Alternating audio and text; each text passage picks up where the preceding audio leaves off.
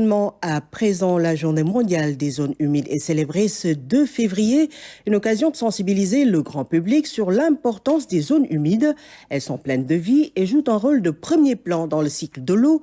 À ce jour, le Sénégal compte 8 zones humides de reconnaissance internationale. 5 autres sites doivent faire l'objet de classement. Les zones humides dans notre environnement, c'est un sujet de Habib Boumbaye. Parc forestier de Hann, Technopole dans la zone des Niayes de Pikine, ou encore le lac de Mbebes.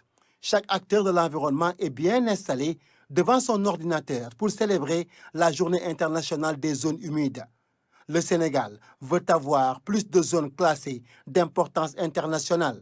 Toutes les aires protégées qui sont sur le littoral sont considérées comme des zones humides. Nous avons des zones humides d'importance internationale. Si nous prenons le Djoudj, par exemple, c'est une zone humide d'importance internationale. Si nous prenons le delta du Saloum, le parc national du delta du Saloum, c'est une zone humide d'importance internationale parce que nous savons qu'à ce niveau, le quart de la population mondiale de la Citerne royale niche au niveau des îles du Saloum. Donc vous voyez que l'importance dépasse même nos frontières. Et ce qu'on a à Dakar comme zone humide, malgré la présence massive des oiseaux migrateurs, ne sont pas encore classés dans la Convention de Ramsar. Au niveau de Dakar, on n'a pas encore de zone humide d'importance internationale, mais c'est en perspective. Nous avons des zones humides qui ont une importance, mais on ne les a pas encore classées dans la liste des sites Ramsar. Et aujourd'hui, nous travaillons sur cette dimension. Et aujourd'hui, il faut juste démontrer que ces zones humides-là sont importantes. Si nous prenons le cas du lac Mbebes, quand on parle de Mbebes, les gens pensent à la décharge. Mais nous, on parle du lac. Et pourtant, ce lac est un réceptacle qui peut atténuer les inondations. Le lac Mbebes, c'est un réservoir, c'est un réceptacle de tous les eaux pluviales, ici des quartiers de Malika, Kermassar. Donc, c'est un bassin qui reçoit toutes ces eaux d'inondation-là. Si ce lac-là est aujourd'hui rempli, il ne pourra pas jouer son rôle d'atténuation des risques d'inondation. Cette journée est très importante pour nous parce que les zones humides constituent l'habitat de ces oiseaux migrateurs, de ces oiseaux d'eau. Et chaque année, nous le célébrons effectivement en collaboration avec la direction des parcs nationaux et la direction des aires marines communautaires protégées. Et toutes ces zones humides de Dakar ont fait l'objet d'une présentation mettant en exergue leur connectivité. Il y a une certaine relation qui existe dans le territoire dakarois, n'est-ce pas, avec les différents systèmes que nous avons.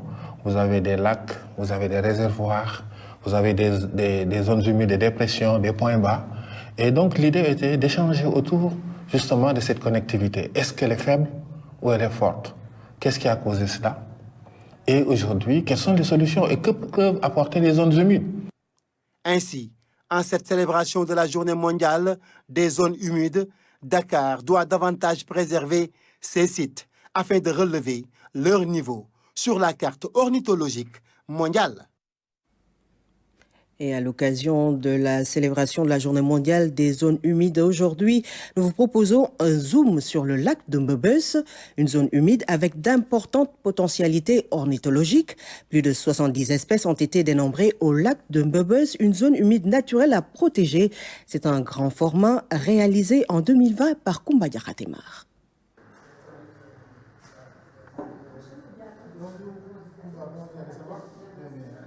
Ce matin-là, nous avons rendez-vous avec une association qui travaille pour la conservation des oiseaux et de leur habitat, Nature Communautaire Développement, NCD, implantée à Pikine Technopole.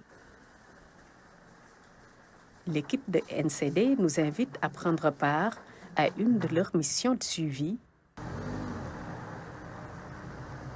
Direction, le lac de Mbebes. De là, on devine la richesse de la biodiversité de cette zone humide. Dès l'entrée principale du lac de Mbebes, on remarque l'importance des potentialités ornithologiques.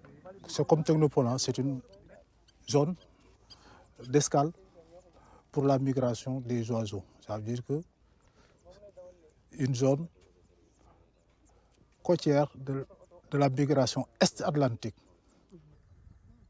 À travers les jumelles, une nouvelle espèce se signale, le dendrocygne fauve. Cet oiseau est de la famille des espèces rares au Sénégal. C'est une espèce très rare qu'on voit très rarement au niveau de même certains parcs en dehors de Djoudj. Donc, il y a les années passées, on essaie même de voir là où se reproduise cette espèce. On m'a souvent demandé ça, mais peut-être au Djoudj, oui, mais ici, au niveau de la zone des Niayes de Dakar, c'est très rare.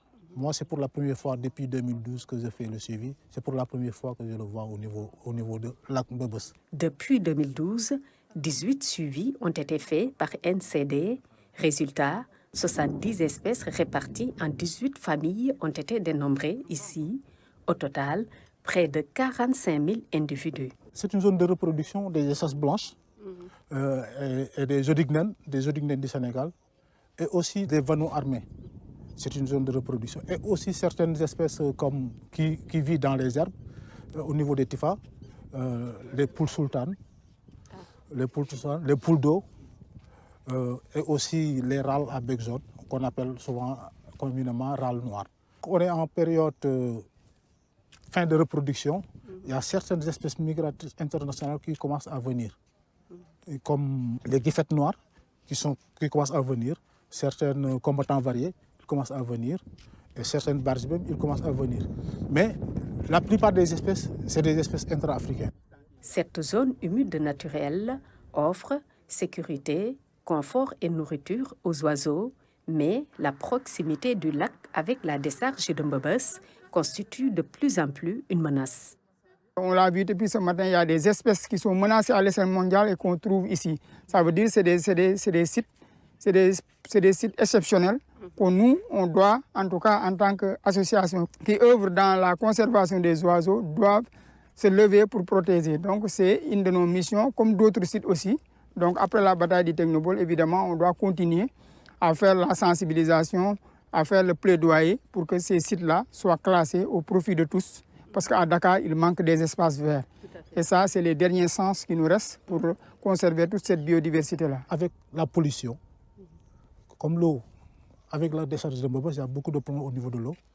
Et aussi les menaces de l'urbanisation. Ça veut dire que les promoteurs et certains courtiers viennent remblayer l'espace, la zone humide, et le vendre comme ça. Donc nous faisons appel aux autorités, comme quoi que ce site est d'une importance internationale pour la migration des oiseaux de l'Est de l'Atlantique. Le classement du lac de Mbebes en aire protégée alimente